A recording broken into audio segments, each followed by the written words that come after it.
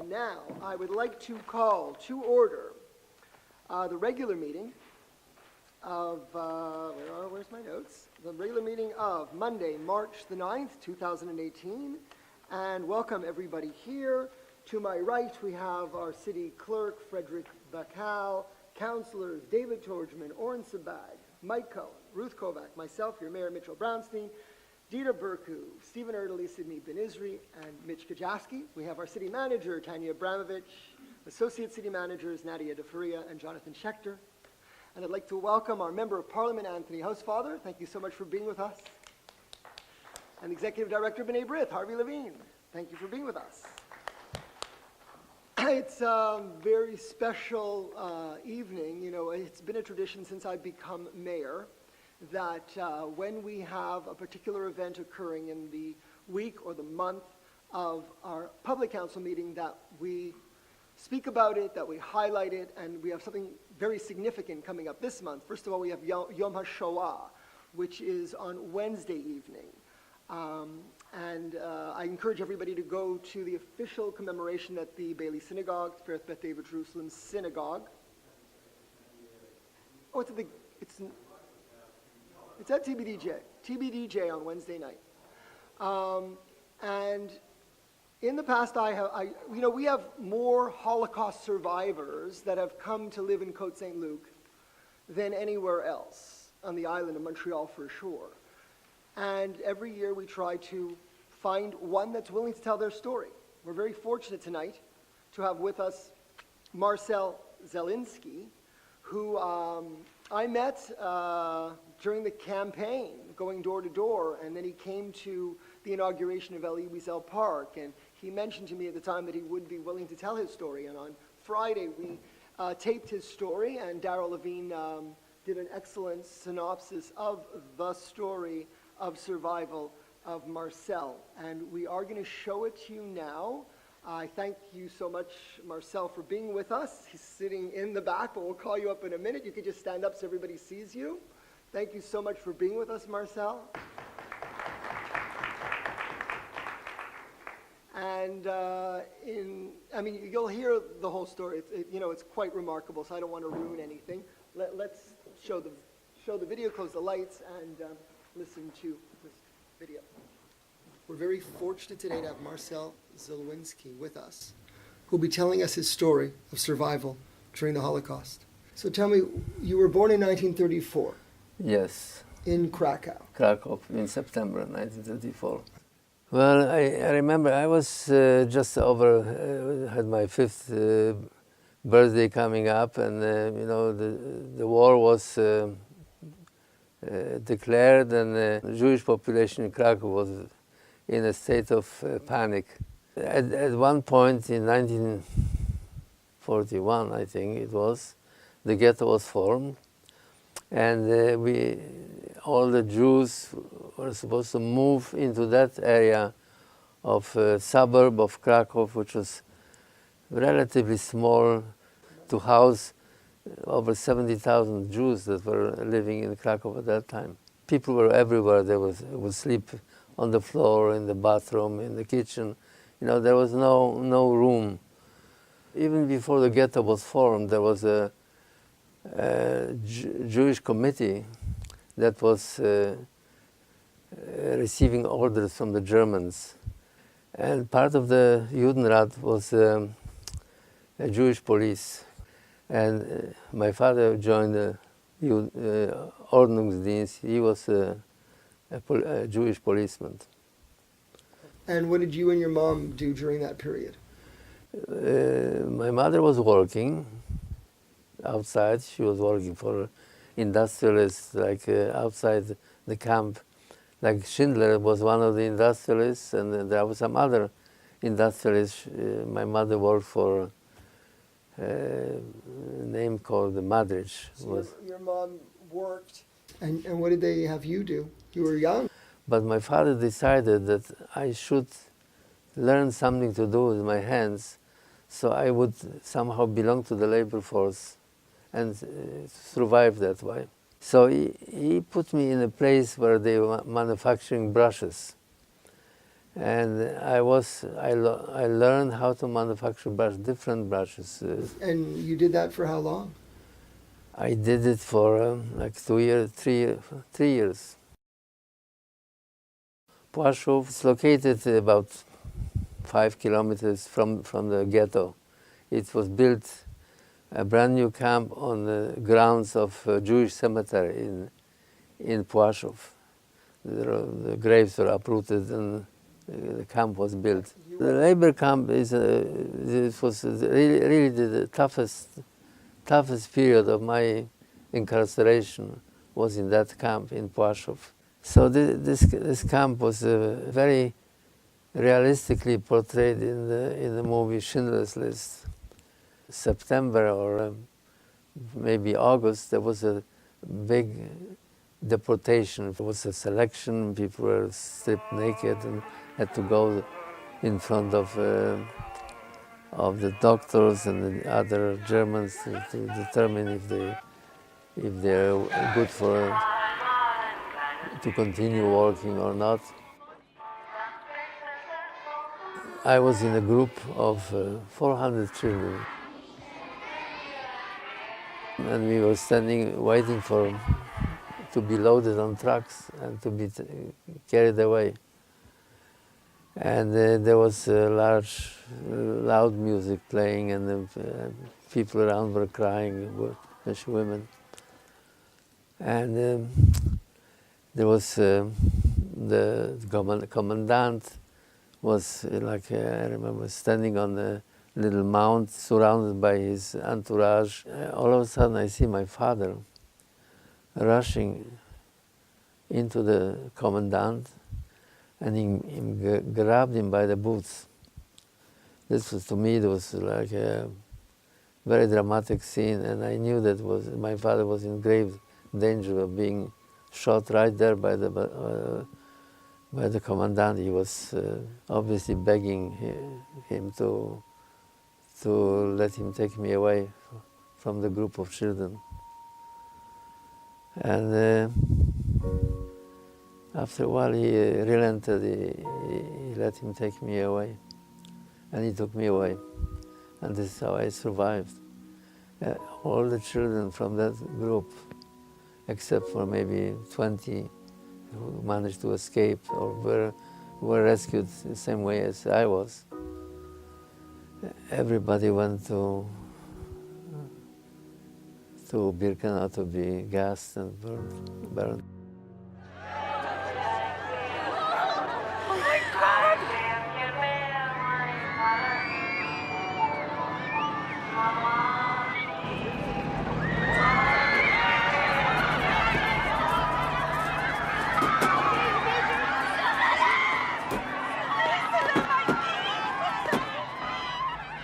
At that point, we were separated from my mother. My mother went to Auschwitz on that day in the transport. You were in Birkenau from October 1944 until the liberation. Till 27th of January 1945. I talked to my father. I wanted to go with him, but they wouldn't let me go. I was too young. And there were the children and the sick people and invalids were left behind. And so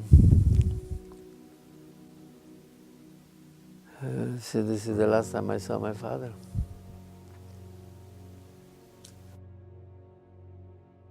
When I was liberated in January by the Russian army, a few days later, I joined a group of children, youngsters, and we walked to Krakow. And they sent me to the Jewish Community Center.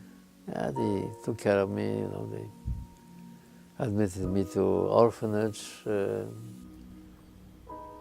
And when did you reunite with your mother? Yeah, my mother, showed up about August 1945.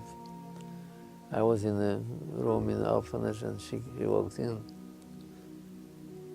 Yeah. It was a happy reunion.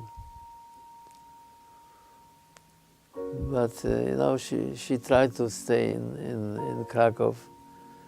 There was no Jewish community.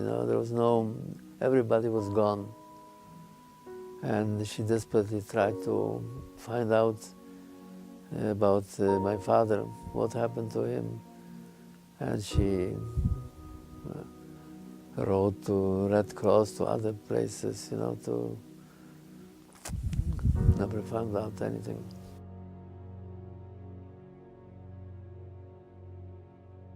My name is Marcel Zielinski. I'm 81 years old.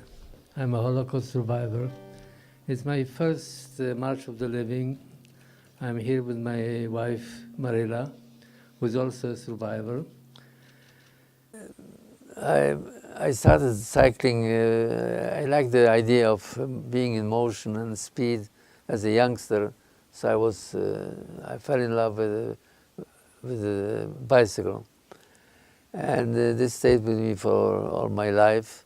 I was a heavy smoker. And one of the biggest achievements of my life was quitting smoking. 45, I quit smoking and I started on a fitness program. I got a message from my relative in Toronto. He told me that there is a bicycle ride from Birkenau to Krakow. It's a fundraising ride, and I just couldn't believe when I read it. I got very excited about it. So they were very excited and they invited me. So tell me, if there's a message that you would want to tell people, what would it be? I don't know, very often I am asked if I hate Germans. Of course I hate the Germans that did it to me and to my family, but I could never hate Germans as such. That had nothing to do with it. Hating is a very energy-consuming emotion. That once you hate somebody or something, it makes you incapable of doing good things because you don't have the energy to do it anymore. So I'm saying not to hate. That's my message. But I will never forgive the Nazis, what they did to me and to my family. That's another story.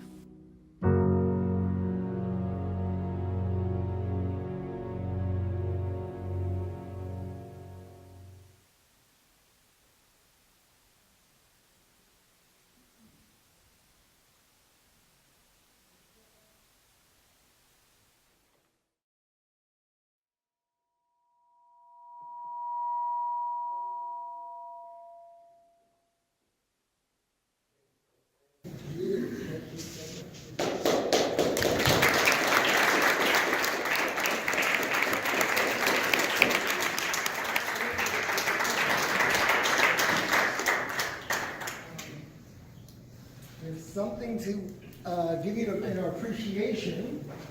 When Marcel was 11 years old, he did that walk from Birkenau to Krakow, 55 kilometers. 55 miles. 55 miles. Yeah. And this will be the 4th year that you're biking? Yes. So Marcel is leaving tomorrow to go on the March of the Living. And then a month later I will be traveling again to Krakow to join the bike ride from Birkenau to Krakow with a group of probably 200.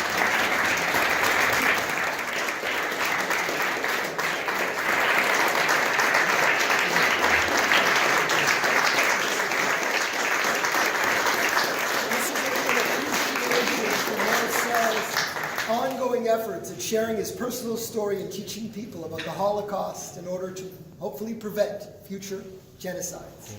Thank you for everything you do. Thank you. And all the best on the night. Be well for many years and continue good health. Can we take a photo? Oh, a photo, yeah. With the counselors that come in for a photo. And Anthony, would you like to join us once you're here? Sure. That'd be great. Thank you. And Harvey from B'nai B'rith, come join us as well.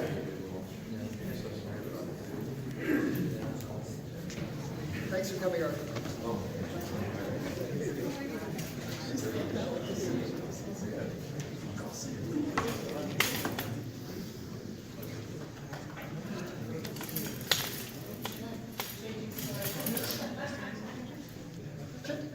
We'll go to stand next to Darryl. Our secondary photographer. Okay.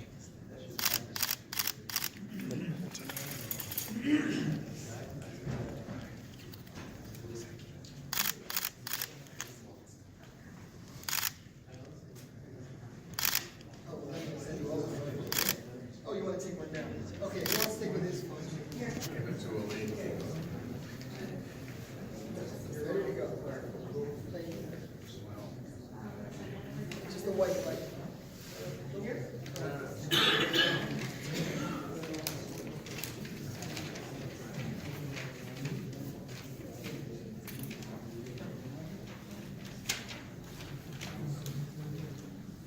Nice, guys.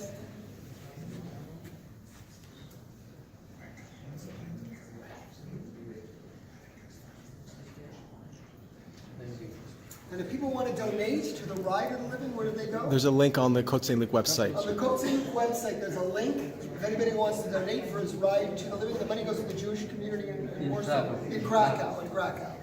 All right, great. We're good? One more? Thank you. Okay, we're good. Thanks.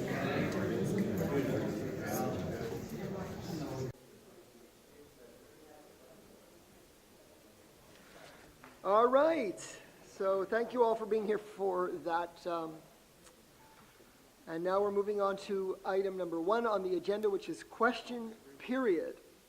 Ellie Antebi, 5844. Okay, we're taped. Because we're taping now, I don't necessarily give addresses, but I appreciate them. We have a Côte Saint-Luc resident, Ellie Antebi. No, we don't? We do. All right, Ellie, welcome. I didn't see you.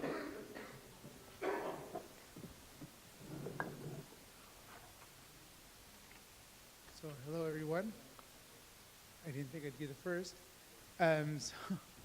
So just 2 comments. I don't know, just ask a question or you make a comment. I'm not sure, but I'll make a comment about accessibility to basically the ACC, the pool, and the main comment is that I think it should be more accessible to the residents for free swim, for just general activities. There's a lot of restrictions, either aqua fitness or swimming lessons. And when you look at the scheduling, there's not a lot of time slots where we can bring our kids just to the recreation pool, number 1. Number 2, in terms of scheduling, I think it should be more, just have a standard schedule and then have, if you have updates, should put them on the website. We shouldn't have to call all the time, and it should be pretty simple. You just go on the website, check the scheduling, and then, so I spoke to Cornelia about it, and she was very open, very nice, and I think she's working on it to make it better, but I still thought I'd bring it over to the council. Another thing, separate subject, is our street with the school, with Hebrew Academy, so I live on Banting. Our street has a park at the end of the street, which is called actually the Mitchell Brownson Park, and there's a school. There's a stop sign and a crosswalk on the side. However, when the kids finish school, there's a drop-off or a pickup area on Banting. But the issue is not really the pickup area. The issue is the fact that some kids actually find themselves having to cross the street, or even when they go around, they're prone to either crossing the street or even going through the park and crossing over there. But you have cars that go in both directions. Not sure what the solution is in terms of safety, but I can say for my daughter that has to cross the street, it's been an issue twice this year where I've actually seen her, almost get run over basically. Okay. So Okay. I think there needs to be more safety. I don't know how, maybe a speed bump, or maybe, temporarily having traffic on one side, only going one way. I don't know what the solution is. Okay. But I appreciate it. Okay, so first of all, with respect to the recreational pool, we built the state-of-the-art aquatic and community center. We want everybody to use it. The busiest times, obviously, are after school. So there's a lot of time to use the pool just for fun, but after school, there is a lot of activities going on. We do have on Monday and Friday still room for recreational use in the recreational pool. In the competition pool, it's pretty busy every Monday to Friday afternoon, but we're looking at what we could do better. But at the same time, we need to generate revenue, and we generate the most revenue during those hours when we have all those activities, whether it's swim team or swim lessons and everything else that's going on. So we try to keep the recreational pool open when we can. I did speak to Cornelia Ziga about your issue, and she said, you know, they're going to continue to stay in touch with you and see what else can be done for the future. But there's limits in terms of revenue and accessibility, and we want, it's a very popular facility. If we look at the departmental report from this month, very proud of all the aquatic successes, whether it's synchronized swimming, competitive swimming, swim lessons, the list just goes on. It's so busy.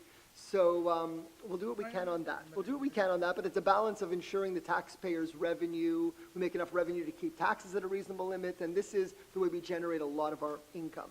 In terms of traffic on Banting, we do have a traffic committee led by Councillor Torgman. I'm sure he's taken note of the issue on Banting. We just discussed the minutes of the last traffic meeting just before we came here, so we'll add that item for the next traffic committee to consider ways of making the situation better. Thank you. Thanks so much for coming. And now we have Toby Schulman.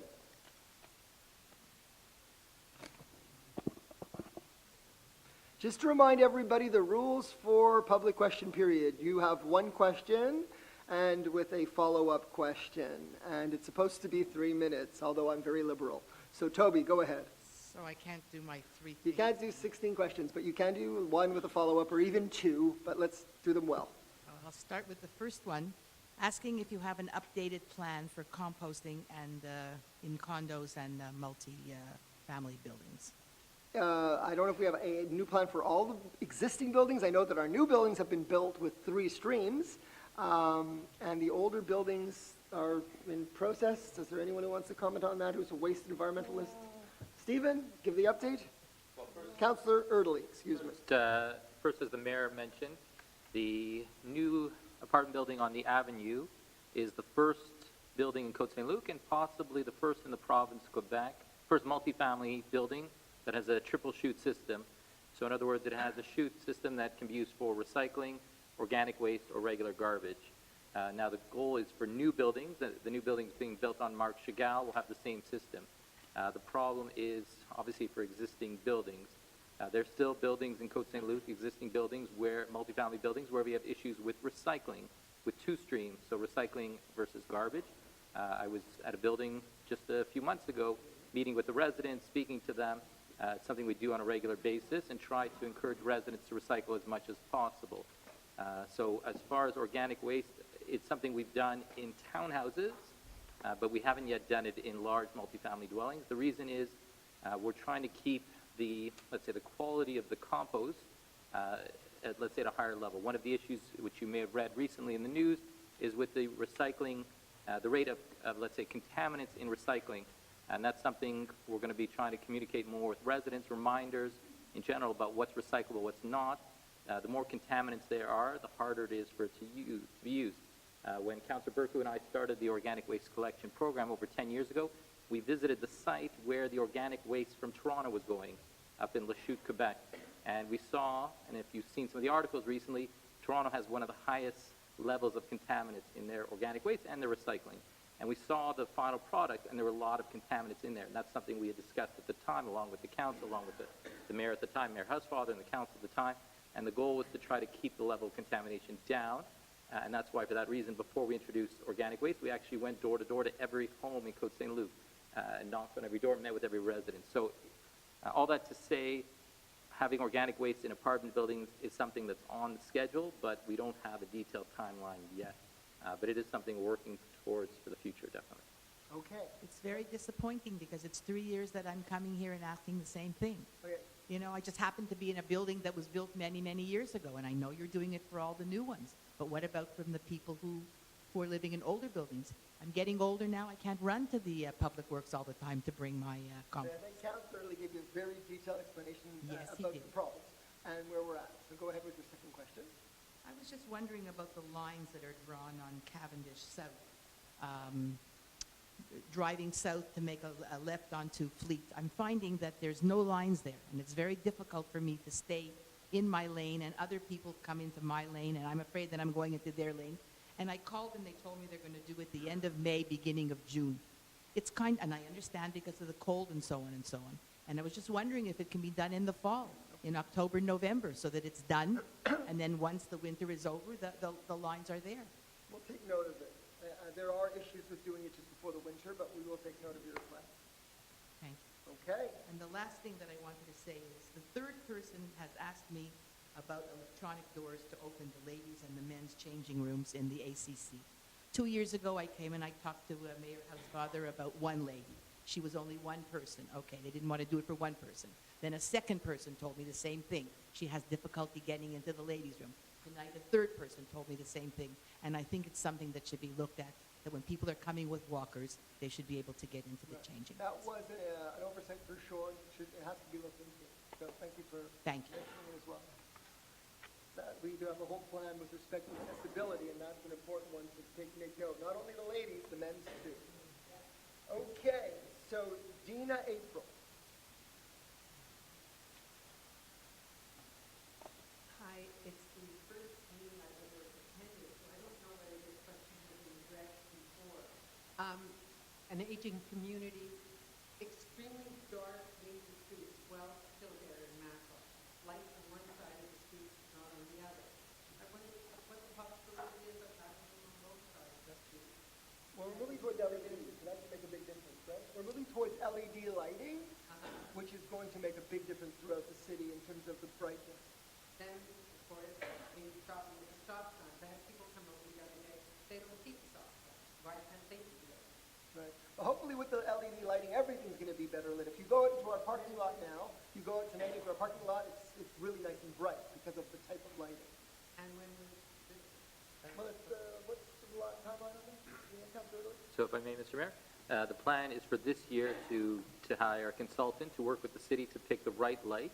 As you may know, Côte Saint-Luc has two main types. We have the Cobra heads, which are the standard ones on Cavendish, for example, and we have the cubes, the glass cubes that are lit from the bottom, or let's say held from the bottom. So the Cobra heads is actually very simple. The cubes is much more complicated because they are a very old design, and it's not as easy. So we have a consultant who's working. We have over 3,000 street lights in Côte Saint-Luc, so it's not as simple as replacing the lights in a house. It's a bit more complicated. So it's something, the plan is this year to have the consultant, and next year to actually implement it. it creates a huge problem on Shabbat when Orthodox people are walking all dressed in black in the middle of the road. And it's an extremely dangerous situation as the Asian community doesn't see it as well as. Anyway, we're going to have a nice bright city soon. It's just everything, we're on to it. Something we're doing. Okay. Thank you. Lily Yesevich.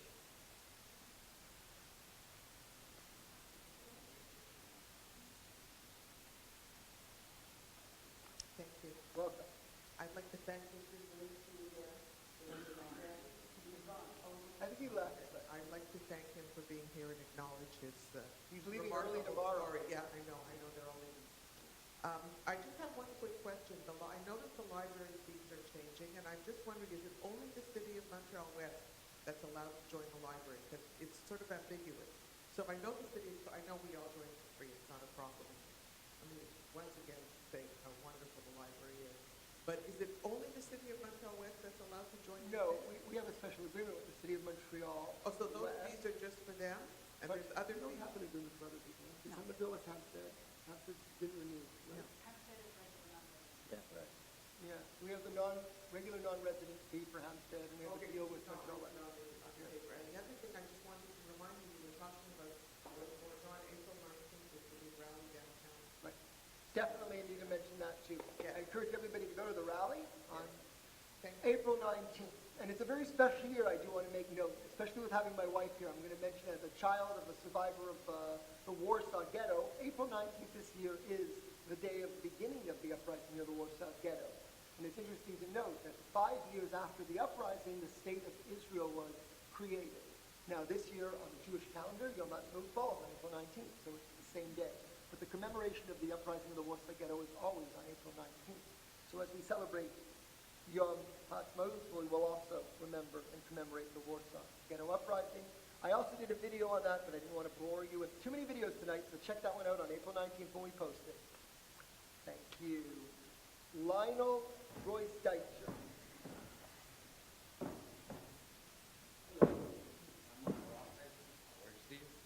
I have a question concerning the 3 to 6 ban of parking, and I would like that to be, by this council, to be abrogated or withdrawn.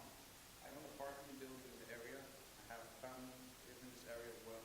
I have 5 siblings with me, and parking is, Côte Saint-Luc is a wonderful place to live. Parking is impossible here. And you guys spend so much money enforcing it when it should be something that's taken for granted because we pay property tax. And I shouldn't have to pay the parking lot of my house. And my tenants shouldn't have to pay extra fees to park on the street. Just to give you an example, my apartment building has 40 units. So 40 units has just take for example, 2 individuals per unit. And each one has a car. That's 80 parking spots.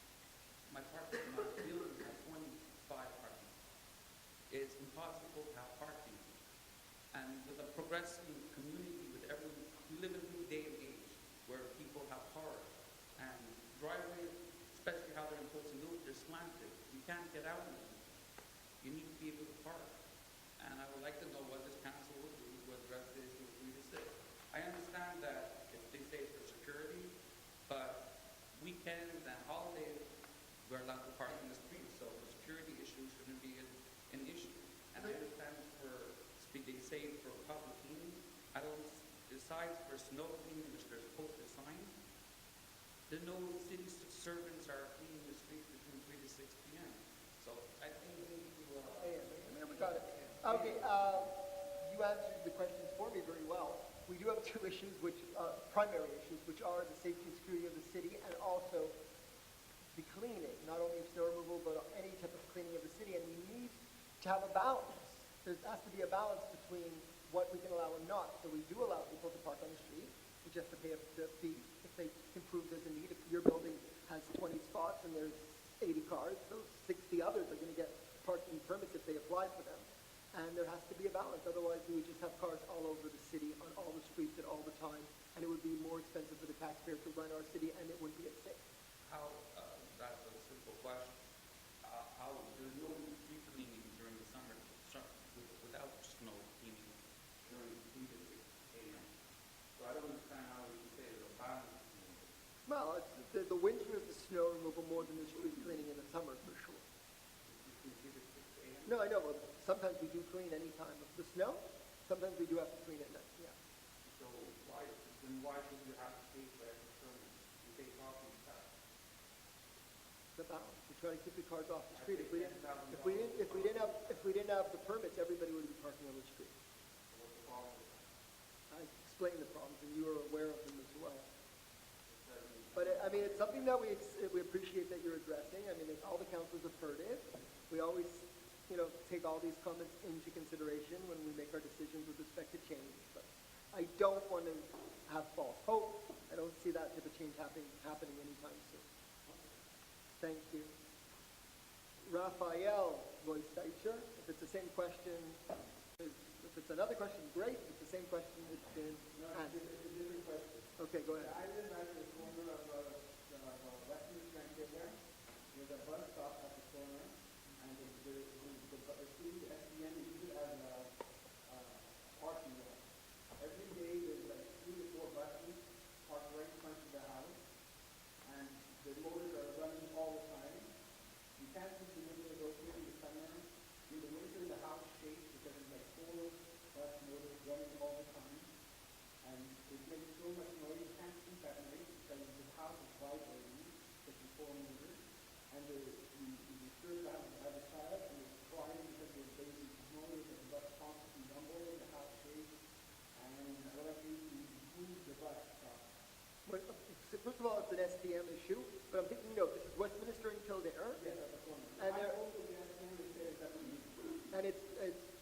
year-round that they're running their motors, even in the summer? They don't turn off the motors like in the summer? They're parked on the park side, not on your side. They're parked on the park side, Correct. on the south side next to the park. Yes, they're parked on the side of the park. Right. And when they're parked there, they don't turn off the motor, Where do you live? right in front of it. On the, across. Across the street. Right across the park. Right. Okay, we'll take note of it. I don't see how we can move that park without the front. It's a major corner. Situation at the other side, there's the same spot, if you move to the other side of Joe and Westminster, there's a park and there's a gas station. Nobody lives there at nighttime even or in the day. So if you just move the bus stop on one side, it's the same exact spot, just to the other side, the problem is solved. But they're going, I'm sorry. Okay, now, They're going in the other direction. Here they're coming back. So it's the end of their route, and clearly, I mean, in logic, clearly that's where they have to catch up with their schedule. In fact, because they're going around, they're going down to Watford or down to Wentworth. And they're Yeah, coming come up. back. So that's why they have to Wentworth. catch up. But maybe we can move them down on Westminster. What I suggest though, we're not gonna solve it here though. What I suggest is that we have, if you come and meet with our engineering department, and if there is a suggestion that's viable, we'll make it to the SPM.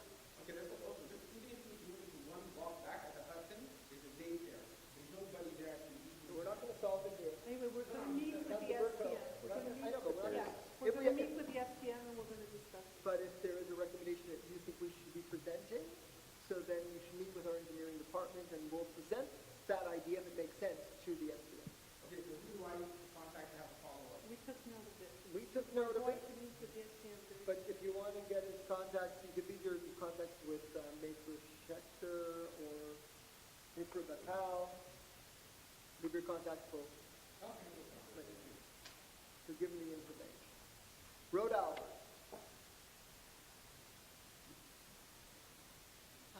I don't know how to phrase this, but, well, let's see.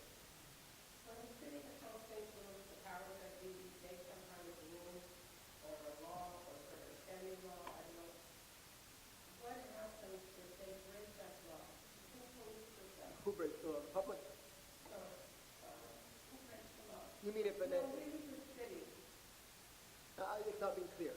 If a member of staff or council breaks the law, Whoever works for the city breaks the law. they're treated like anybody else. They're treated like any person. Any individual that breaks the law, whether they work for the city or they're Okay, the so resident, I'll tell they're treated all the same. Dita knows what I'm swear about now.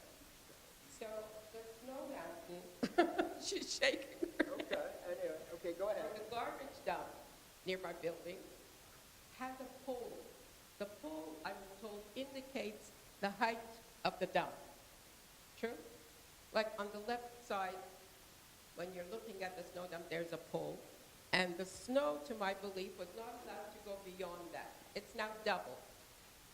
Now, Hampstead paid Coaching Group, what is it, $10,000 to dump snow there? We have an agreement with them, yeah.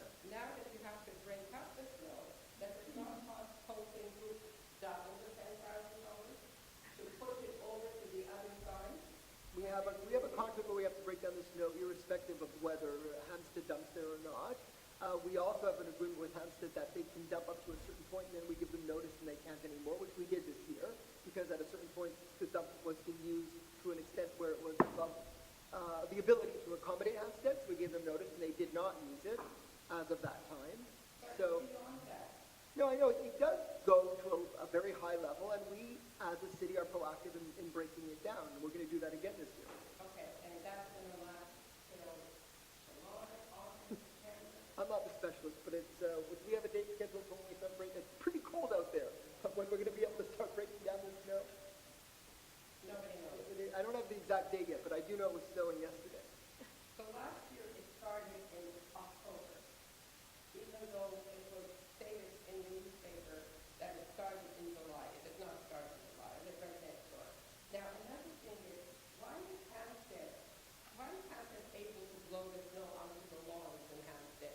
Why can't Coaching Group do that? So we won't end up with us.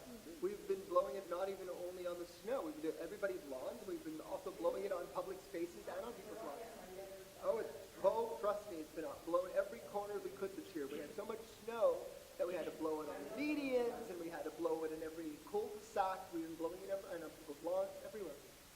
only bring it to the snow dump to a certain point. Now, if we had to transport that, it would cost, if we had to transport snow out of the city, it would cost us hundreds of thousands of dollars, and that's why we do it.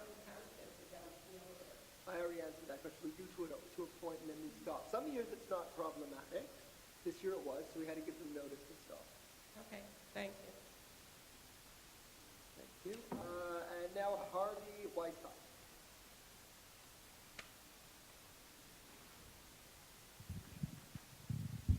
You're asking for one question. Unfortunately, I've got 2 pages to ask. Well, we can't do that. We'll have to meet. What I do, and I do this seriously, and I'm opening this But to you. I'll No. combine As it the mayor, into one question. I just want to let you know my office is always open, and I'll spend 2 hours with you if need be, with all your pages of questions. But for these meetings, I have to be a little more limited. But I'm 100%, I'm full-time mayor. You can come talk to me in my office tomorrow if you want, as long as you want. Go ahead, ask your question. 2 weeks ago, Yeah. walking behind my house, there's a sign that the Hebrew Academy is doubling their size, covering the parking lot, and towering over all the homes adjoining their property. Number one, do they have a permit for that? Is the zoning already planned for that? Or do they have to get zoning for that? And one short question. Don't the owners that are adjoining that whole area on Banting, on Emerson, on Keller, have a say of what's going to be built in front of them? 100%. No, Because we haven't heard about this, Well, you other heard than of it, that otherwise you sign wouldn't be here that's today. there for 2 weeks. Okay. First of all, I want to thank you for coming tonight. You did hear, otherwise you wouldn't be here tonight. What we've done so far is we put up a sign, which was very clear, and Councillor Ben-Isri, who is the councillor of the district, has spoken to some of the neighbors.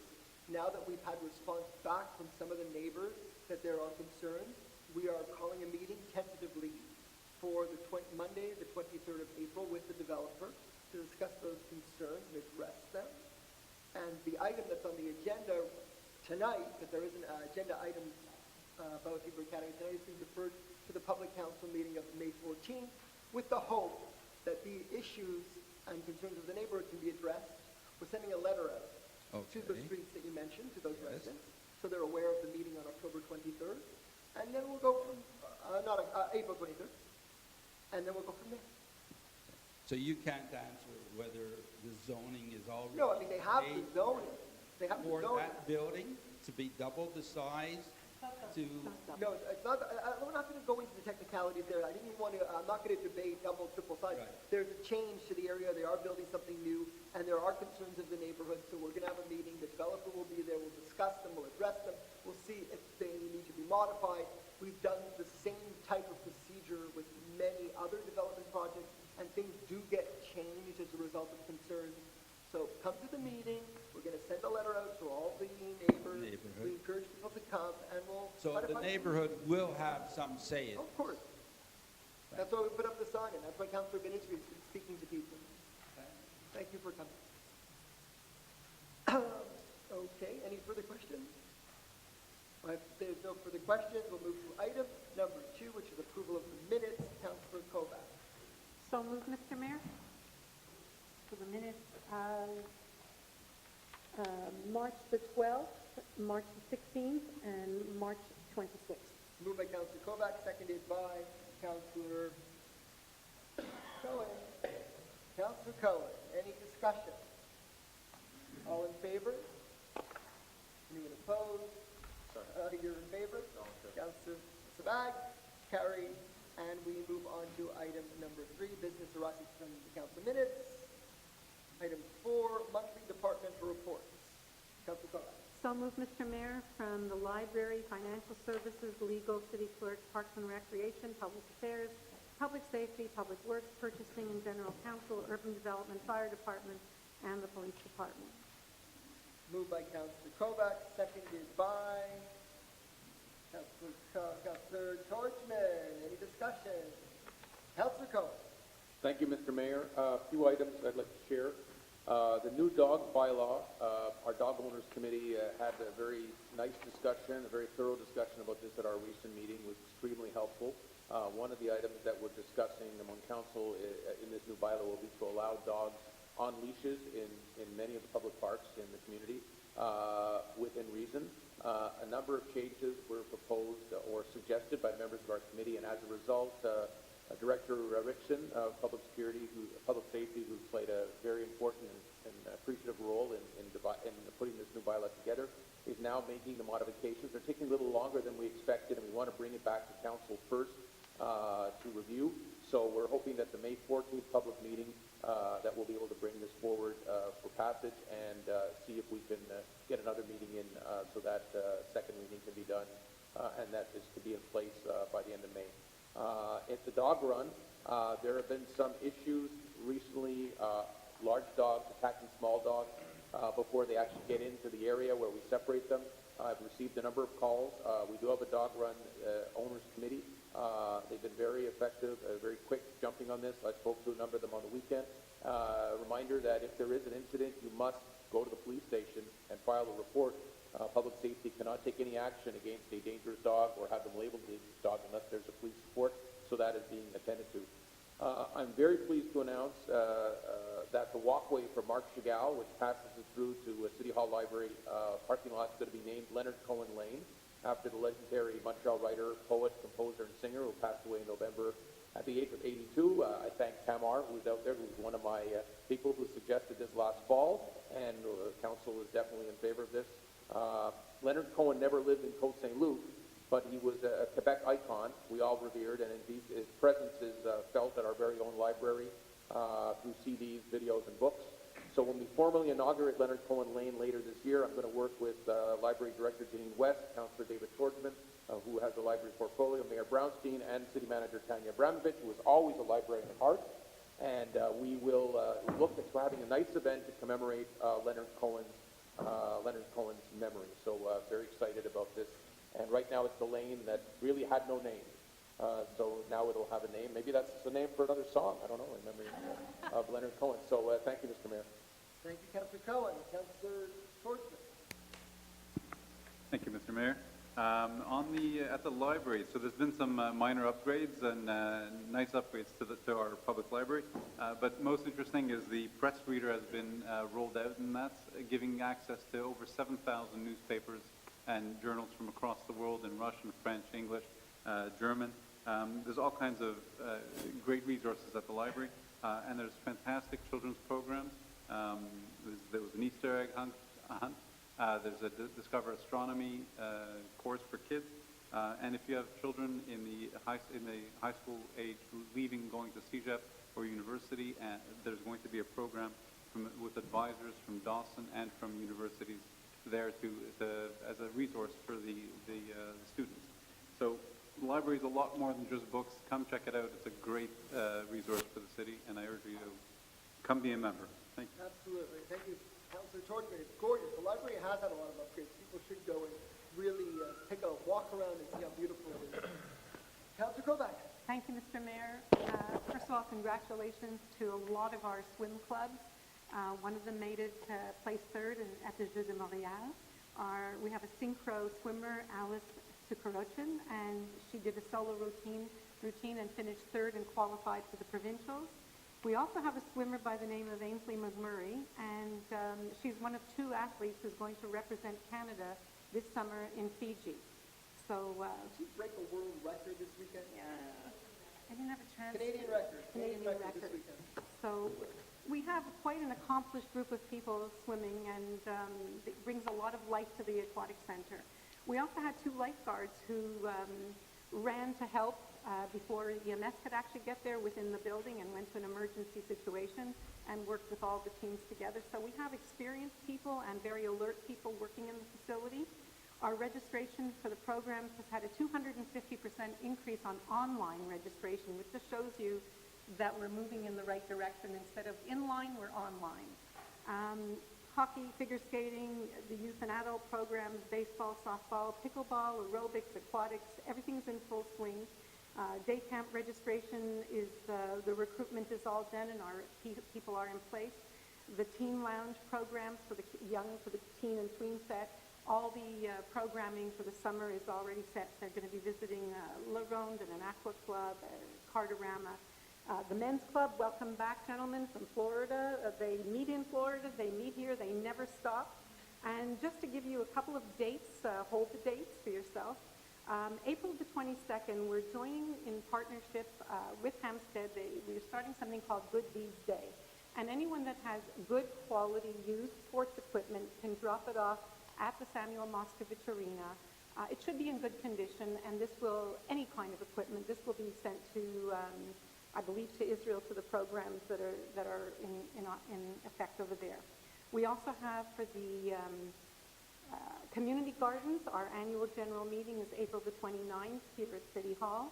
May the 8th is the annual blood donor clinic. Please put that in your calendar. If you yourself cannot give blood, bring somebody else. I have challenged our 3 new counselors, and the challenge is actually to bring 10 donors, if you can, to the blood donor clinic, and you'll see advertising for that soon. It's very important. You can save up to 5 lives. And at the Aquatic Center also, we always give the Heart Saver program education, which is May the 9th, and you can sign up for that course. And as you can see, we have a very, very busy department. I wish more people would make use of it. The brochures have gone out to the community, so take a second look, participate. Thank you. Thank you, Councillor Kovac. Councillor Early. Thank you, Mr. Mayor. Just a few items to report this month. First, last month I had initial data, but I just wanted to update everyone. As previously mentioned, the due date for our taxes with Montreal this year was on March 1st, as Montreal kept the deadline in spite of the fact that they delayed their budget for a month. Our deadline was March 23rd, but thanks in part to the appeal from the mayor, many residents paid their taxes early, so we appreciate that. So instead of having to borrow about $14.5 million, which we expected, we ended up only borrowing about $7 million. So the interest was much less than we thought.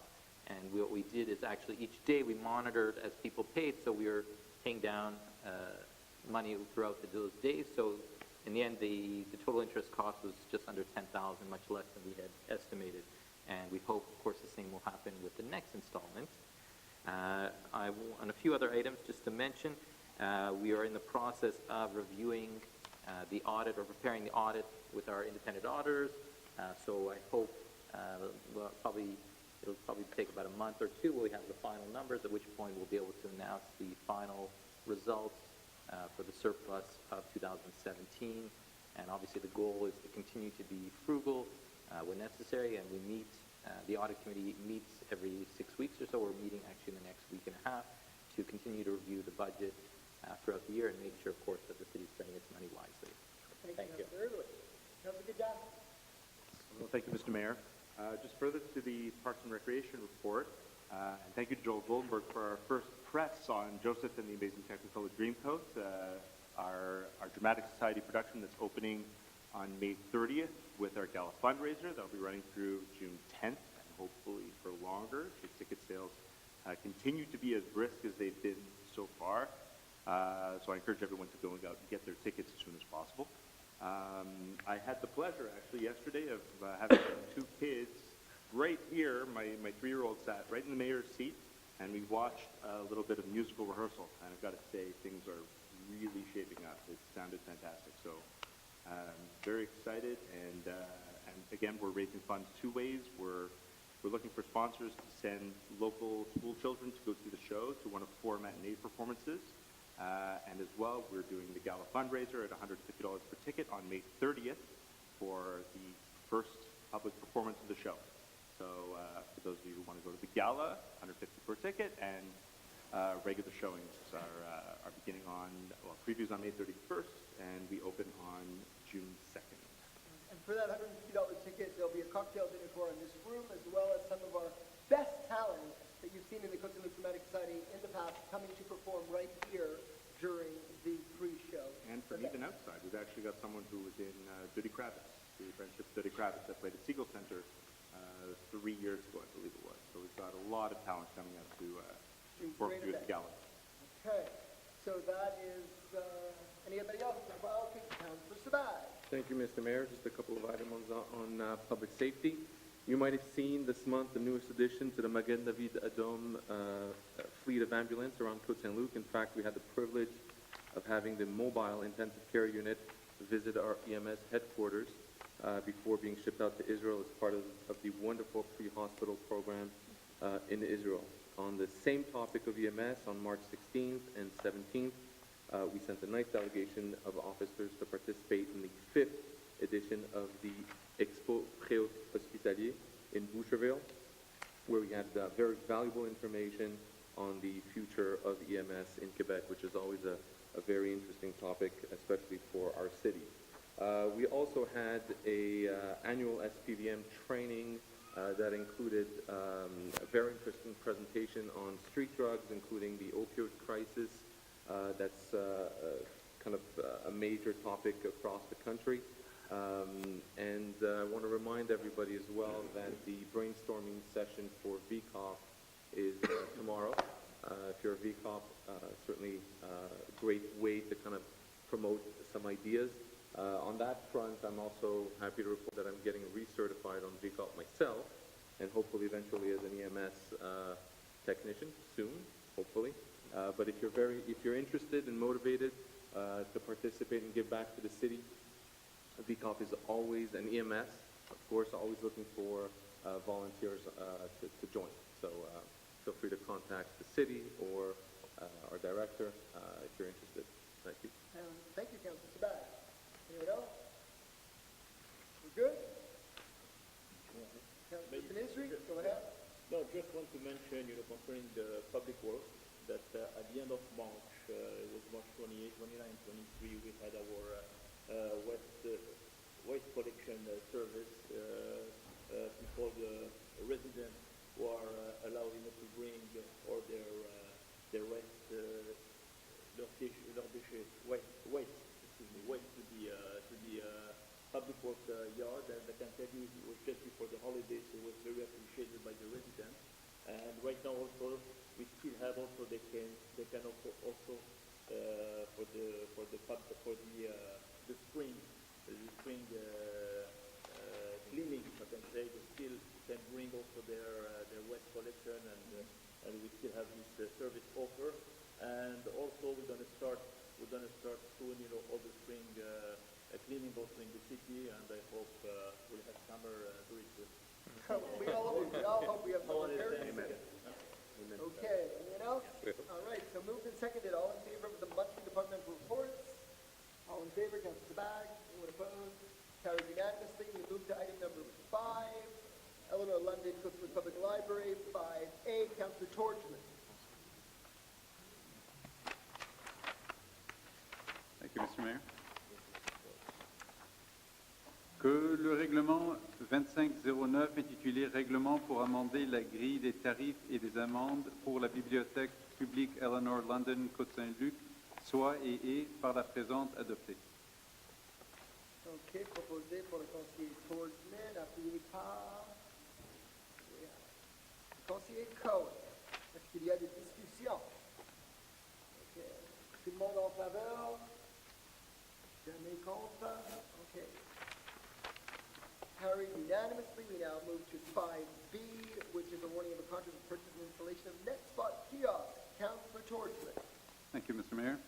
That the City of Côte Saint-Luc City Council hereby approves and awards a contract for the purchase and installation of NetSpot kiosk in the amount of $14,395 plus applicable taxes, as well as the associated annual license fees in the amount of $1,475 plus applicable taxes for the total amount of $15,870 plus applicable taxes, to stay connected to and authorizes the payment of $15,870 plus applicable taxes to the aforementioned purchases and installations. That the described expenses shall be financed from the Eleanor London City of Côte Saint-Luc Public Library's deferred revenue account, and that the Treasurer Certificate number TC 18-0072, dated April 3, 2018, has been issued and by the City Côte Saint-Luc Treasurer, attesting to the availability of funds to cover the described expenses. Moved by Councilor Torchman, seconded by Councilor Cohen. Any discussion? Councillor Torchman? This is a great iPad lending kiosk that's going to be installed at the library, and something innovative, and I think it's fantastic. This is all being paid for by the library sales. They sell books on a yearly basis, and so this is not coming from our taxes per se. It's the city itself, the library is raising money through these sales, and it's funding this innovative iPad lending center. So it'll be another great reason. Excellent. Thank you, Councillor Torchman. All in favor? Anyone opposed? Carried unanimously. And we move to item number 6, which is financial services. 6A, Councillor Erdl. Thank you, Mr. Mayor. Yeah. So I hereby table the Treasurer's report concerning election activities for the 2017 fiscal year. Thank you, Councillor Erdl. And for item 6. Oh, sorry, just to, if I can mention one more thing. Go ahead. Just to mention that the information was published in the Suburban in the February 28th edition on page 23, so it's available to the public as well. You can go through the Suburban's website. And item 6 is deferred due to a technical question that we have, so we're deferring 6 to the next meeting, and May 14th.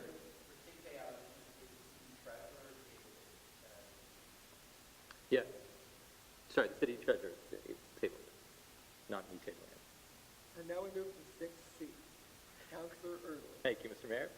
Be it resolved that the Côte Saint-Luc City Council approves the attached list of disbursements for the period of March 1st, 2018 to March 31st, 2018 for a total amount of $18,569,321.26 in Canadian funds, and Treasurer's Certificate number 18-0083 dated April 3rd, 2018 has been issued by the City Treasurer attesting to the availability funds to cover the described expenses. It's moved by Councillor Erdl, seconded by Councillor Bercu. Any discussion, Councillor Erdl? So just to mention, normally this item is about $3 to $4 million. We had a few big expenses. The biggest one was our first installment, as previously mentioned, for the agglomeration, which was roughly $14.5 million. Some other big items were our first installment of the CMM,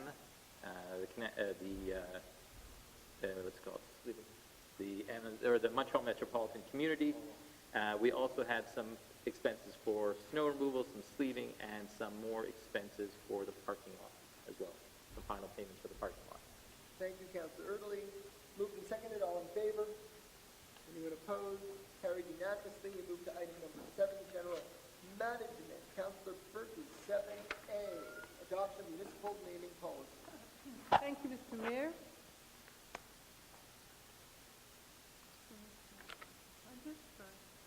So where the City of Côte Saint-Luc recognizes that the naming of municipal property reflects the values, culture, and history and identity of the community, whereas the city requires a systematic and consistent approach for the official naming of municipal property, whereas the nomination process for honoring individuals through naming needs to be established. Be it resolved, the City of Côte Saint-Luc hereby adopts the municipal naming policy dated April 9, 2018, attached herewith as Annex A to form an integral part of this resolution. Moved by Councillor Bercu, seconded by Councillor Erdl. Any discussion? Yes. Councillor Bercu. So basically, as it was said in the whereases, we want to establish a systematic and consistent approach. We want to provide guidelines and criteria that reflect the city's heritage and values. We want to recognize significant contributions that organizations or individuals have made to public life and the well-being of the people of Côte Saint-Luc. And we also want to provide direction on how to apply for approval to name, rename, or dedicate city property. And we did so by adopting, drafting this policy. The public places, the civic properties are all identified. We have clear definitions of criteria for outstanding service, extensive volunteer work, leadership in the community, and so on and so forth. And we've established the different elements that are required and the process. I think that it's something that was requested, and we felt the need to do this at this time. We will be in the process of, looking at different sites across the city as they come up. And so I think it was a very opportune time to do this. And that's basically it. It'll be available online tomorrow, I guess, or as soon as it's adopted, maybe within the next few days, and can be picked up at the City Hall. Sure. I'd like to thank our city manager, Tanya Abramovich, for her work in drafting the policy and for taking into account all considerations as brought forward, and also for leading the city with respect to many policies that we are going to have adopted already at previous council meetings and continue to adopt in order to run more efficiently in so many different ways. So thank you, Tanya, for that. Moved and seconded. Any further discussion? All in favor? Anyone opposed? Carried. Okay. And now we move to item 8A. Councilor Kajowski.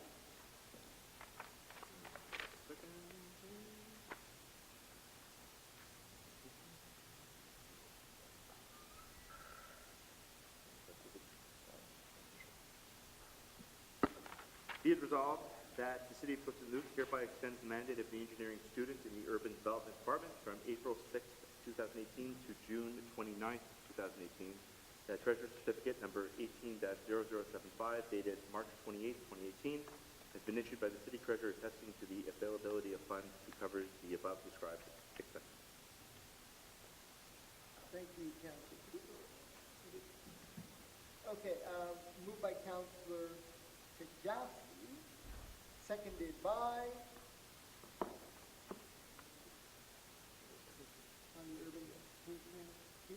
City? Seconded by Councilor Burgess. Any discussion? Well, just briefly mentioned, this is just an extension of the mandate of the student in the engineering department. He's been working, I believe, for the last 2 semesters, I believe. The last 6 months. Thank you. So moved and seconded. All in favor? Anyone opposed? Carried. Now we move on to 8B. Councilor Kobach. Thank you, Mr. Mayor. Be it resolved that the Côte Saint-Luc City Council approves the hiring of the white-collar auxiliary employees whose names are listed on the document entitled Auxiliary Employees White-Collar Hiring, dated March the 27th, 2018, and that said employees' term of employment will be as per the conditions of the collective agreement. The Treasurer's Certificate number 18-0078, dated March the 28th, 2018, has been issued by the City Treasurer, attesting to the availability of funds to cover the above described expenses. This is basically for tennis club attendants, day camp counselors, and the aquatic center lifeguards. Moved by Councilor Kobach, seconded by Councilor Ben-Isri. Any discussion further? All in favor? All in favor of the white-collar? Okay. Anyone opposed? Carried unanimously. And now we move to 8C. Councilor Torchman. Thank you, Mr. Mayor. That the Côte Saint-Luc City Council approves the hiring of Evelyn Richardson Haughey, Aileen Actorizian, Samantha Dagras, and Rachel Ruspito as the library clerk's white-collar auxiliary positions with the effective dates of March 16th, March 21st, and March 23rd, 2018, respectively. That the Treasurer Certificate number 18-0077, dated March 28, 2018, has been issued by the City Treasurer attesting to the availability of funds to cover the above described expenses. Thank you. Moved by Councilor Torchman, seconded by Councilor Erdely. Any discussion? All in favor? Anyone opposed? Carried unanimously. And now we move to item 8B. Thank you, Mr. Mayor. Be it resolved that the Côte Saint-Luc City Council approves the status change of the Coordinator of Recreation and Leisure Programs position currently held by Sarah Houle from the contract management to a permanent management effective February the 16th, 2018. That Treasurer Certificate number 18-0076 dated March the 28th, 2018 has been issued. We're very fortunate today to have Marcel Zilwinski with us. Attesting to the availability of funds to cover the described expenses. Thank you, Councillor Kovacs, seconded by Mr. Gadowski. Councillor Gadowski, any discussion? All in favor? Anyone opposed? Carried unanimously. We move to 8E, termination of employment of a white-collar employee. Councillor Torres. Thank you, Mr. Mayor. That the Côte Saint-Luc City Council approves the termination of employment of white-collar employee number 3149 effective March 16, 2018. Moved by Councillor Torchman, seconded by Councillor Erdely. Okay, any discussion? All in favor? Anyone opposed? All in favor? Carried unanimously. And now we move to legal services. Councillor Burku, item 9A. Thank you, Mr. Mayor. Whereas on December 12, 2017, a driver for Coffrage Atlantique Inc., the company, caused damage to the City of Côte Saint-Luc lamppost, where the city filed proceedings against the company's insurer CNA Société Financière on March 1st, 2018 to collect the amount owed, said amount being $4,640.97. Whereas subsequent to the filing proceedings, the insurer agreed to pay the damages in full, including the court costs, whereas the city has now received a check from the insurer in the amount of $4,931.41, representing the full amount of the costs. Be it resolved, the preamble of this resolution shall form an integral part hereof, as if cited hereinafter at length, and that City Côte Saint-Luc Council hereby ratifies the filing of proceedings bearing docket number 500, 22, 24, 54, 71, 85, that further to the filing of proceedings, council hereby takes note that the costs resulting from the damages in the amount of $4,931.41 have been paid in full, and that Maitre Jonathan Schechter, the attorney of record, or the city's general counsel, be and is hereby authorized to sign any document to give effect to the foregoing. Moved by Councillor Burku, seconded by Councillor Early. Any discussion? Well, basically, as was stated in the whereases, a lamppost was damaged by a contractor. The interesting part is that a public security agent noticed the lamppost and actually tracked down the contractor by looking at in-house video from an adjoining apartment building complex. And so we have our own Sherlock Holmes on public security. And we're very grateful for it. The damages were covered and the case is now closed. Thank you. Okay, moved and seconded. All in favor? Any opposed? Carried unanimously. We move to 9B. Councillor Burke. Okay, so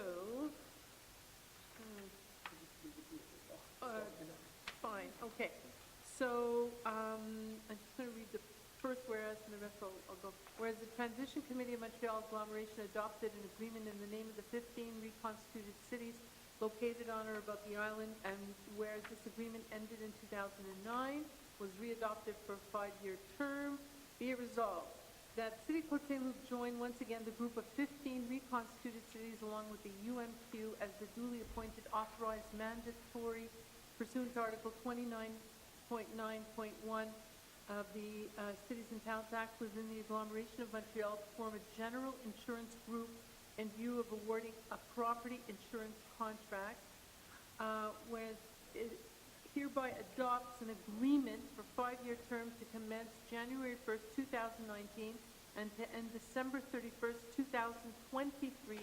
Said agreement entitled Agreement Relating to a Grouping of Municipalities Concerning the Common Purchasing of General Insurance annexed here with as an Annex A to form an integral part thereof, authorizes the mayor of the city or the city clerk or the city's general counsel to sign the agreement on behalf of the city. Moved by Councillor Burton, seconded by Councillor Sabag. Any discussion? Well, as it was stated, this is a group insurance policy that we have been part of since 2005, and has been renewed from 2009 to 2014, 2014 to 2019, and now it's going to be renewed again to 2023. Allows us to benefit from the reduced rates because we're 15 municipalities join together in the insurance policy. Thank you. Moved and, Yep. okay, moved and seconded, all in favor? Anyone opposed? Carried unanimously, and now we move to item C, Council President. See you again? It is, and then you're going for legal. All right. Just looking for it. 241. Oh, okay. That was the wrong one. Okay, just a minute. Okay. Authorization to seek a legal subsidy from the UMQ for the case entitled Marie-Thérèse and François Maréchal versus City of Côte Saint-Luc. Whereas proceedings were instituted against the City of Côte Saint-Luc by Marie-Thérèse Roumembe B. and François Maréchal, bearing docket number 522-24-3700-179, whereas the proceedings comprise many questions relevant to municipal law for which a legal subsidy from the UMQ is expedient. Be it resolved, the City Council of Côte Saint-Luc hereby authorizes the Director of Legal Services to apply for a subsidy from the UMQ for the case entitled Marie-Thérèse Roumembe and François Maréchal versus City of Côte Saint-Luc, bearing docket number aforementioned. Okay. Thank you. Moved and seconded by Council Sabag. Any discussion? Has to do with a broken sewer pipe. I believe that our legal counsel, notably Jonathan Schechter, feels that there are some legal questions here which are of interest and which could be subsidized by the UMQ because they're new questions of law or raise questions of municipal interest. Right. Waiting for that one. Thank you. Moved and seconded. All in favor? Anyone opposed? Carried unanimously. We move to 10A.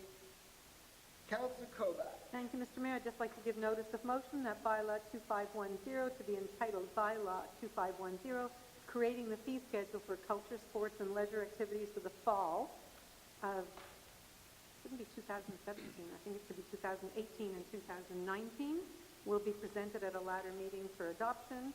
The object of the bylaw will be to create the fee schedule, but why is it, I think it's 2018, 2019 to correct that, and table the tabling of the draft bylaw, creating the fee schedule for culture, sports, and leisure activities for the fall of 2018, and there's correct, and winter 2019. Thank you, Councilor Kobach. And now we go to 10B. Councilor Kobach. Thank you, Mr. Mayor. I'm going to read out the whereases, even though we have a very small audience, because I think it's important. Whereas 12.7 million... Thousands of people want it. You're correct. 12.7 million Canadian volunteers devote their time to help others, contributing close to 2 billion volunteer hours per year. Whereas volunteers in the City of Côte Saint-Luc perform tasks such as mentor children, comfort the lonely, beautify green spaces, fundraise for charitable organizations. Whereas the volunteers in the city are highly diverse, being both young and old, composed of individuals and entire families in the workforce and retirees, men and women, all of whom come from various backgrounds. Whereas the collective result of the work done by our city's volunteer is that the city is a more desirable place to live. Whereas the volunteers in the city play such diverse roles, including assisting with organization of special events, and I'll do a shout out to our VCOPs who are sitting right there at the back of the room, coaching many youth-related sports teams, providing much-needed support in various social agencies such as our senior residences and local hospitals. Whereas the city relies on fundamental organizations throughout its territory, such as the city's Côte Saint-Luc Dramatic Society, Emergency Medical Service, VCOP, the Senior Social Club, the Senior Men's Club, the Garden Club, the Royal Canadian Legion, Brigadier Frederick Kish Branch 97, the Côte Saint-Luc Minor Hockey and Figure Skating Association, the Côte Saint-Luc Adult Sports Associations, the Côte Saint-Luc Tennis Club, Côte Saint-Luc Cats Committee, and all the library volunteers and any sports that I might have left out. Whereas volunteers play a critical role in impacting the decision-making process on important issues for the City of Côte Saint-Luc by serving on various committees such as library and culture, as well as sponsorship, be it resolved that the Côte Saint-Luc City Council hereby ratifies the decision to proclaim April 15th to April 21st, 2018 as National Volunteer Week in the city of Côte Saint-Luc, and urges the residents of Côte Saint-Luc to recognize the crucial role played by the city of Côte Saint-Luc volunteers. And further, that this proclamation be forwarded to the national, provincial, and local volunteer bureaus and appropriate media to inform them of the city of Côte Saint-Luc recognition of all its volunteers. Thank you, Councillor Kovac. Seconded by, seconded, Councillor Torstman. And any further discussion? Mr. Mayor, just to say thank you, because I think that it's almost impossible to put words, having been a volunteer myself and recognize the volunteers that we have in our city. It's immeasurable. You couldn't accomplish half of what gets accomplished without volunteers. And I think that in the fall we will honor our volunteers again. We will start a committee again. We usually begin 6 to 8 months before and try to plan something to honor our volunteers in what I think is a more appropriate way. Okay, thank you so much. Moved and seconded, and I know Ms. Jaski also wanted to second that too, so as well as all of us on council, we really appreciate the great work of all of our volunteers. They make Côte Saint-Luc what it is, and we thank you. Moved and seconded, all in favor? No one's opposed. Carried unanimously on that, for sure. And now we move to item number 11A, Councillor Cohen. Thank you, Mr. Mayor. I so move that the City of Côte Saint-Luc hereby awards a contract to Sharp Electronics Canada for the purchase of 33 printers for the amount of $6,800 plus applicable taxes, and a two-year service contract starting May 1st, 2018 and ending April 30th, 2020 for a total estimated amount of $70,000 plus applicable taxes, for a total amount of the contract of $76,800 plus applicable taxes. The treasurer certificate number TC 180081 dated April 3rd, 2018 has been issued by the city treasurer attesting to the availability of funds in the amount of $30,133 to cover the described expenses for the period of May to December 2018. That the City Council hereby awards a contract to Xerox Canada for the purchase of one production copier for the amount of $5,500 plus applicable taxes, and a two-year service contract for a total estimated amount of $7,000 plus applicable taxes for a total amount of the contract of $12,500 plus applicable taxes.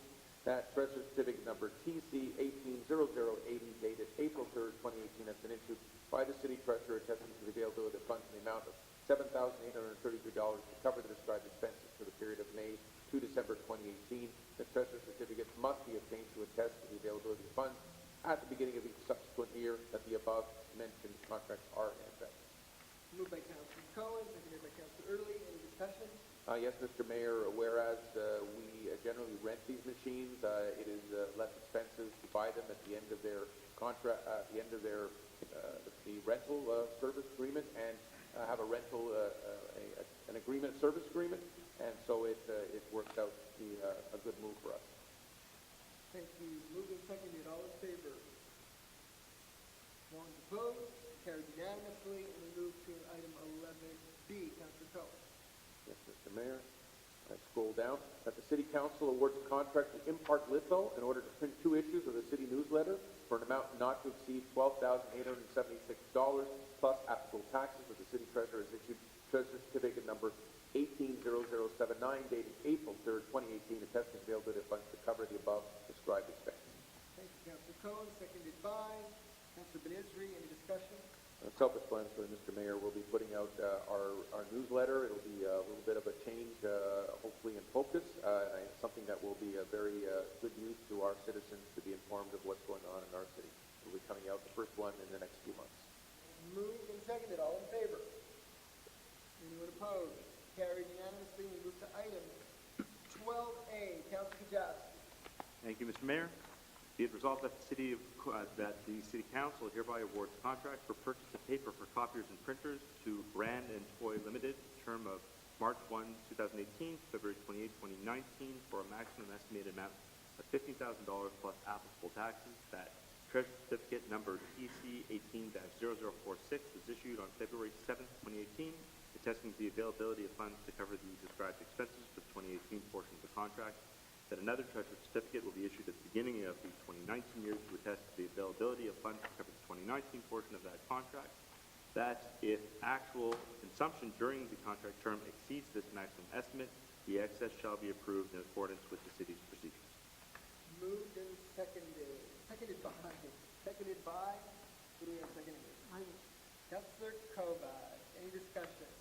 Just again, self-explanatory is the contract awards to the lowest performing bidder for the paper for the aforementioned printers and copies. Excellent. So moved and seconded, all in favor? All in favor? No one opposed? Carried unanimously, and we move to item 13A, Councillor Denisri. Merci, Monsieur le maire.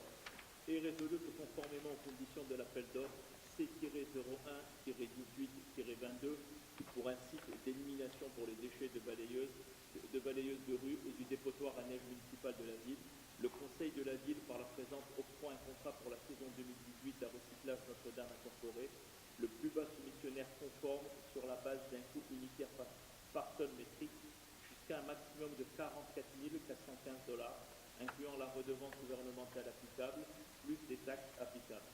Que le conseil, par la présente, se réserve le droit, sans obligation de sa part, de se prévaloir des 4 saisons optionnelles pour 2019, 2020, 2021 et 2022. Que le certificat du trésorier numéro 18-0082 a été mis le 3 avril 2018 par le trésorier de la ville, attestant la disponibilité des fonds pour couvrir les dépenses décrites. Ok, proposé par le conseiller Denisri, appuyé par le conseiller Early. Est-ce qu'il y a des discussions?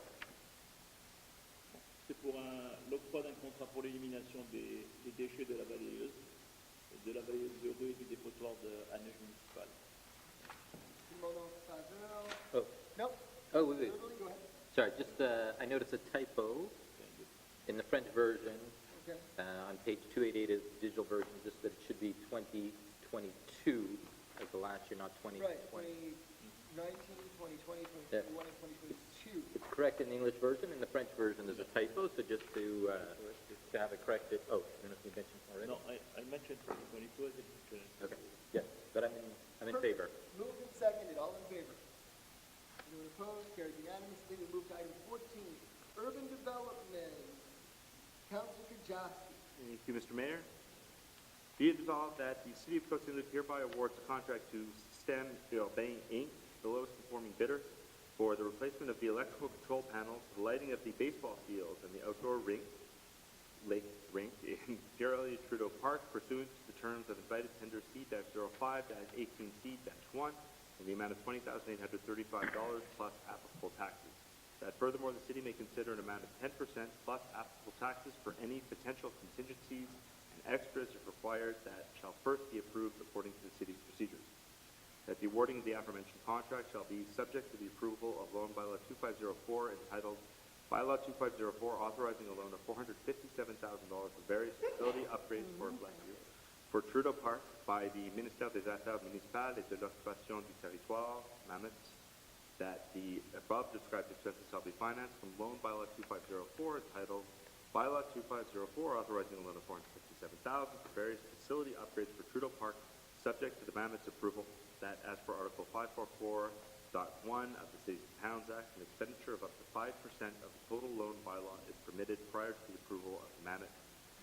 That the amount of $20,835 plus applicable taxes is less than 5% of the total amount of the loan bylaw 2504. That Treasurer Certificates number TC-18-0074 dated March 22, 2018 has been issued by the City Treasurer attesting to the availability of funds to cover the above described expenses. Moved by Councilor Kajaski, seconded by Councilor Kovac. Any discussion? Well, for those of us in the know, the electrical components of at Trudeau Park, Line 1, have been in dire need of repair for a long time. The scoreboard hasn't been working for a long time, and we're taking steps to repair the electrical components and get everything up and running again, including repairing the electrical circuitry of the lighting around the lake. That is the annex in the end. It ends up being the annex. As explained in the ARF and also by Mohammed Ali. Just have a quick comment, just because this is going to be completed by the end of April. I find that really tight. It says work is scheduled to be done for April the 30th. Is that doable? Like in 2 weeks, all this can be done? Maybe the electrical guys are Just the coming in electrical? tomorrow. Oh, just the panel, okay. It's the panel. Moved and seconded, all in favor? Anyone opposed? Carried unanimously. And now we move to urban development, Councillor Berku. Yes, Mr. Mayor, thank you. Do you want to lower the? 15.1, we're going to start with 15.1A, 5501 Western District. Screen up.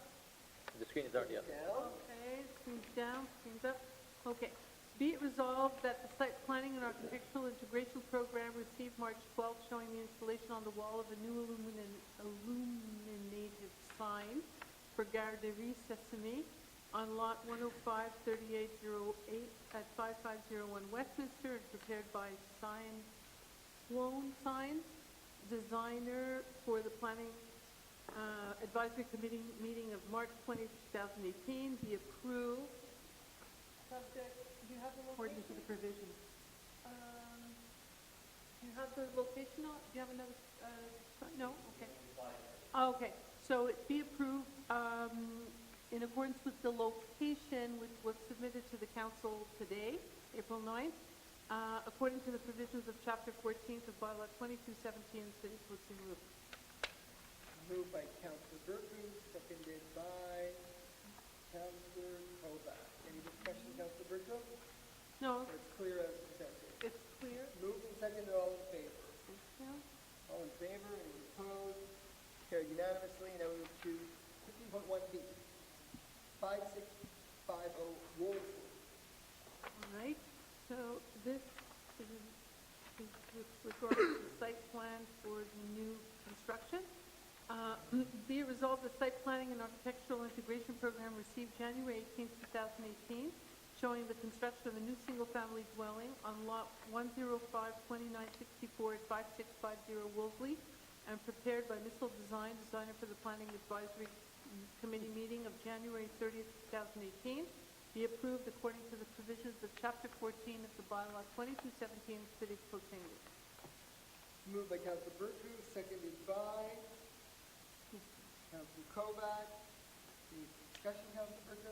Well, again, it's the house that will replace the demolished property at 5650 Wolseley, and the minor exemption was already approved on March 12th.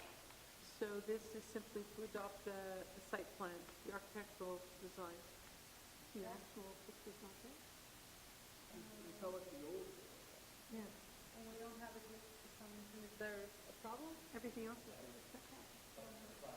No, this is not the property. That's across the street. That's across the street. Okay, you have it in the demolition. It was done in the demo. Fine. Okay. Okay, now we move to 15.1.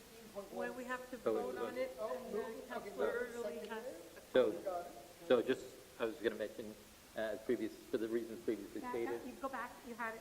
the reasons previously stated earlier at the demolition meeting, I'll be voting against this Okay, item. and for the record, because you can see it on That's what's going to replace. on the slide, if you want to go back, you see that little tiny strip of yellow at the very, very, very top, it's the peak. That's where the 2 feet, which is not visible from the street, goes above the roof line, which is the approved roof line according to the bylaw. So that minor extension, in my view, is very minor, and it's for that reason that we approved the site plan. Moved and seconded, all in favor? Thank you. Anyone opposed? Moved with Councillor Early, dissenting, otherwise passed. And now we're going to defer 15.1C, which was the item with respect to the Hebrew Academy. And as I had already mentioned, we're having a follow-up meeting on the 23rd of April. At 7 o'clock? 7? Okay, 7 o'clock. At City Hall? At City We Hall. have it at City Hall? Yeah, assuming the developer's free that night at Okay. 7 o'clock. Okay, subject to the We're going to send out a architect letter. and and developers make sure that being everything's available. And then we'll Okay, have we have- a follow-up meeting. And this is deferred to the May 14th public meeting. Correct. And now we move to item 15.1D. So 15.1D, yeah, I think Councillor If I may Lee should mention, Mr. Mayor? something now. So just to mention for item 15.1D, I will not be voting or taking part, and have not taken part in any discussions on this item as I have a pecuniary interest in the property. Right. Thank you. So this is the home of Councillor Erdely. Be it resolved that the Site Planning and Architectural Integration Program received March 12, 2018, showing modifications to the exterior material on the front facade of an existing semi-detached single-family dwelling on Lot 105, 1920 at 5786 Blossom, and prepared by the owner for the Planning Advisory Committee meeting of March 20, 2018, be approved according to the provisions of Chapter 14 of Bylaw 2217 of the City of Côte Saint-Luc. Thank you, Councillor Burton, seconded by Councillor Kovac. Any discussion? It's simply changing the facade, what do you call that? Materials. No, there's a... Aluminum siding. Thank you very much.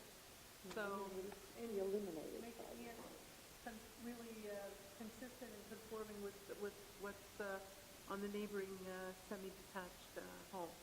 Okay, moved and seconded. All in favor? Anyone opposed? Carried unanimously. You got it. Now we move to item 15.1. Barbecue 5. How we done?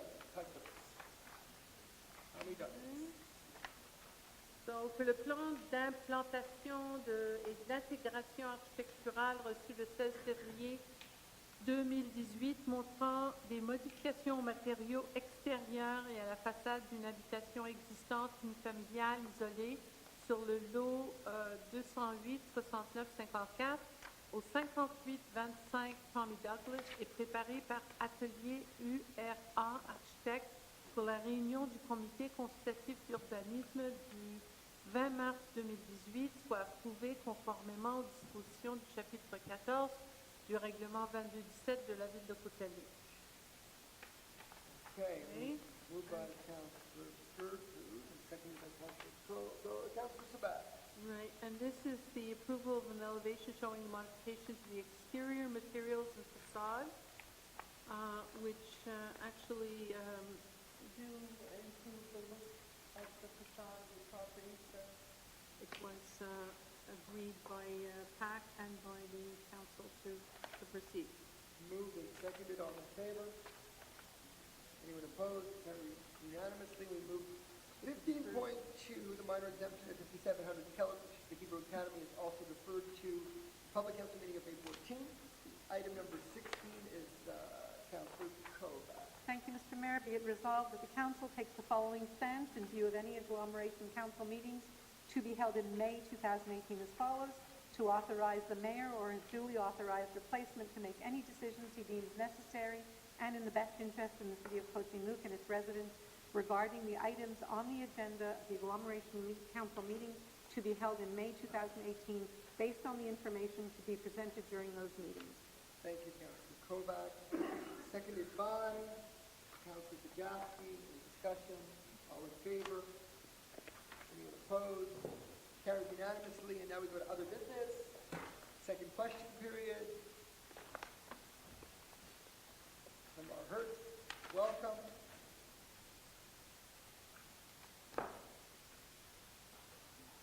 Thank you. Since the public will have to wait for the posting of the municipal naming policy to appear online, I just have a couple of questions.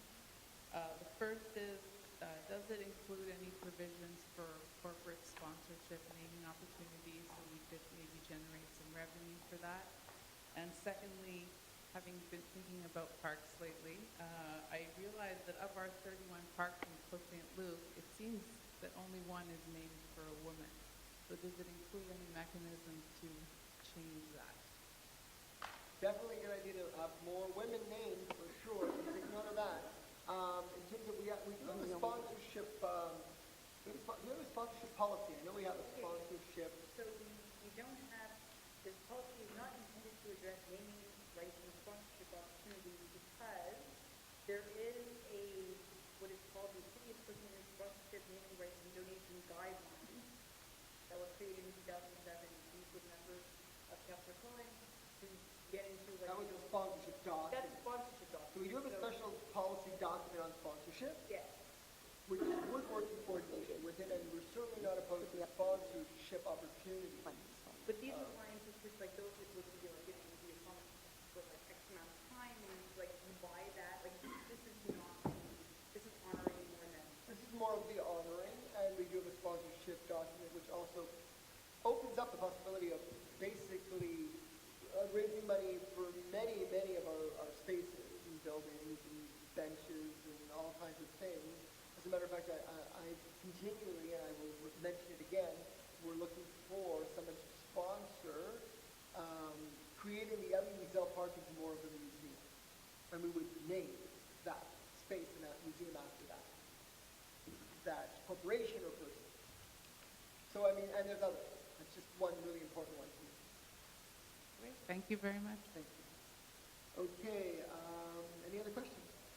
Okay, so move for adjournment. Councilor Kovac, seconded by Councilor Gajewski. All in favor? No one opposed. We are adjourned.